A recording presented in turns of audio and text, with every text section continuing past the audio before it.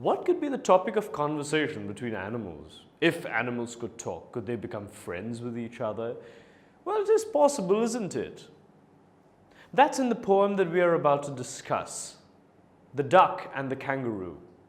So before we discuss this poem further, let's talk about the British poet and painter known for his absurd wit. His name was Edward Lear, and he was born on the 12th of May, 1812. He began his career as an artist at the age of 15. Lear had a natural affinity for children, and it was for the Earl's grandchildren that he wrote a book of nonsense. Around 1836, he decided to devote himself exclusively to landscape painting. Lear is remembered for his humorous poems such as The Owl and the Pussycat, and as the creator of modern limerick. Now, he wrote many deeply fantastical poems about imaginary creatures such as the dong with the luminous nose. His books of humorous verse include nonsense songs and laughable lyrics. Lear died on the 29th of January, 1888 at the age of 76. The Duck and the Kangaroo is one such humorous poem by Edward Lear, where two friends, the duck and the kangaroo, are about to set out on a long pleasure trip. The kangaroo, though happy to carry the duck all the way on the tip of his tail, is wary of its wet feet.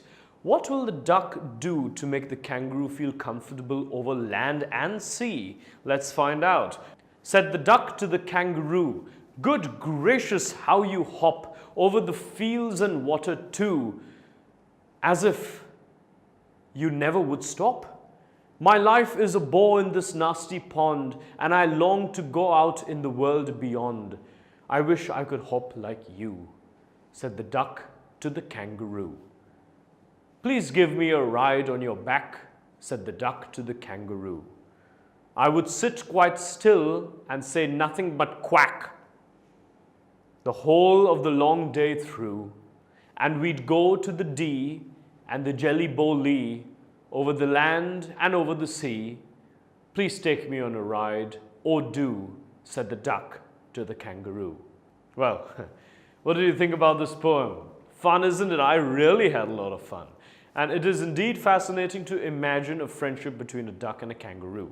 So, from what we have read, we can see that the duck and the kangaroo are good friends. As the duck lived in a small pond, it did not get to travel a lot. It wanted to take a tour around the world, so the duck requested the kangaroo to take it on a tour. Though the kangaroo accepted the wish, at the same time put some conditions. According to the kangaroo, the duck's feet were unpleasantly wet and cold, and the kangaroo was worried that it would contract rheumatism. At this, the duck assured that it had already bought 4 pairs of woolen socks to put on. Besides, the duck had bought a cloak to cover itself and would smoke a cigar to keep them warm. What do you think? Will the duck be able to go on a tour? Tutormate. For more amazing video lectures, download the free app on the Apple App Store or the Google Play Store.